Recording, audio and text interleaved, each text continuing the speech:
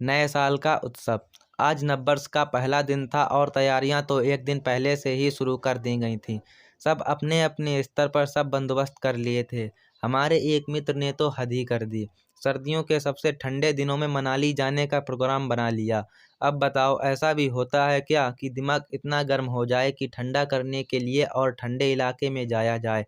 सबके अलग अलग फंडे हैं। 31 की शाम को देखा तो सामने वाले घर में किसी पार्टी की तैयारियां चल रही थीं। किसी पड़ोसी ने बताया कि आज यहाँ जगराता है। ऐसा लग रहा था जैसे आज इनकी सारी इच्छाएं पूरी हो जाएंगी। पर 1 जनवरी को नए साल का उत्सव तो ईसा मसीह के जन्म दिवस के कारण मनाया जाता है। ऐसा लग रहा था मानो सब इसी दिन का इंतजार कर रहे थे हर काम को शुरू करने के लिए। खैर, रात को जगराता आरंभ हुआ और धार्मिक संगीत के ऊंचे स्वर में जैसे तैसे खुद को नींद के सुपुर्द ही किया था। अचानक रात के 12 बजे जब मैं आराम से सो रहा था, उसी समय कानों में एक तेज ध्वनि आई। नींद के नशे से थोड़ा बाहर आया तो देखा कि दूर के एक रिश्तेदार का फ़ोन आया था। मैंने आंखें बंद करते हुए फ़ोन उठाकर कान में लगाया। हैप्पी न्यू ईयर की एक ज़ोरदार आवाज़ कानों से होती हुई सीधे सिर से जा टकराई। मन में आए क्रोध पर नियंत्रित करते हुए मैंने भी जवाब दिया। अगला सवाल उसी समय आ गया, सो रहे थे क्या? अब पता नहीं ये कैसा प्रश्न था, फिर भी मैंने जवाब दिया, जी सो रहा था। मुझे लगा जगराता कर रहे हो, उन्होंने मजाकिया लहजे में कहा। यह सुन सर्दी की उस रात में गर्मी पूरे बदन पर हावी हो गई। इससे पहले मैं कुछ बोलता वो बोले कि पीछे से आवाज़ आ रही है, इसलिए पूछा।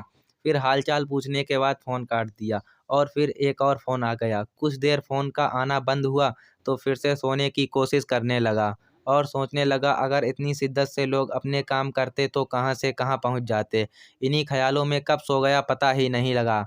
सुबह उठा तो टीवी में देखा नव वर्ष के आगमन का उत्सव दिखाया जा रहा था। मैंने देखा कि ढेर सारी आतिशबाजी की गई, पर कहीं भी वो लोग नहीं दिखे जो दिवाली या दशहरे के दिन वायु प्रदूषण की दुहाई देते थे। शायद वो भी नव वर्ष के उत्सव में मशगूल थे। विद्यालय में अवकाश होने के कारण मैं एक मित्र से मिलने के लिए निकला तो रास्ते में मिलने वाले हर इंसान ने हैप्पी न्यू ईयर को बम की तरह मेरी ओर उछाल दिया। मैंने भी जवाबी कार्रवाई करते हुए सेम टू यू का रटा रटाया शब्द बोल दिया। किसी तरह इन सबके बीच जब मित्र के घर पहुंचा तो पता चला कि नव वर्ष के आगमन पर वह किसी धार्मिक स्थल पर गया है। मुझे ऐसा लगा जैसे प्रभु आज ही दर्शन देने वाले हैं, वरना उसने तो गत वर्ष ऐसा कुछ भी नहीं किया था। मुझे तो ऐसा प्रतीत होने लगा जैसे आज सबको कोई ऐसी बीमारी लग गई है जो बस आज के दिन ही रहेगी। तभी मेरी नज़र रास्ते में खड़ी भीड़ पर पड़ी। पास जाकर देखा तो एक भिखारी की मृत देह पड़ी थी, जिसे देखने से ऐसा लग रहा था कि उसने सर्द रात में खुद को गर्म रखने की कोशिश में हार के अपनी आत्मा को शरीर से अलग कर हर तकलीफ से मुक्ति ही पा ली।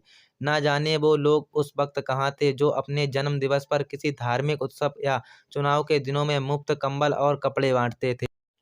अगर उस गरीब भिखारी की सहायता पहले किसी ने की होती तो शायद ऐसा ना होता। पर अफसोस कि वर्ष में ही बदलाव आया था। इंसान अभी भी स्वार्थी ही था और आज भी जो कुछ कर रहा था वह मात्र अपनी उपस्थिति और अस्तित्व सिद्ध करने के लिए। आज का इंसान अपनी आवाज़ तभी उठाता है जब उसे अपना कोई लाभ नज़र आता है। यदि हम यथार्थ में नए साल का उत्सव मनाना चाहते हैं तो हमें अपना हर दिन किसी की सहायता करने, सद्भावना बढ़ाने और देश की उन्नति के लिए समर्पित करना चाहिए। इस प्रकार हम हर दिन नव वर्ष की अनुभूति कर पाएंगे। आप इस कहानी नए साल का उत्सव से कितने सहमत हैं? अपने विचार कमेंट में ज़रूर लिखें। अगर आपको वीडियो पसंद आई हो तो लाइक कर दीजिए और हमारे चैनल को सब्सक्राइब कर लीजिए ऐसे ही मज़ेदार वीडियो देखने के लिए।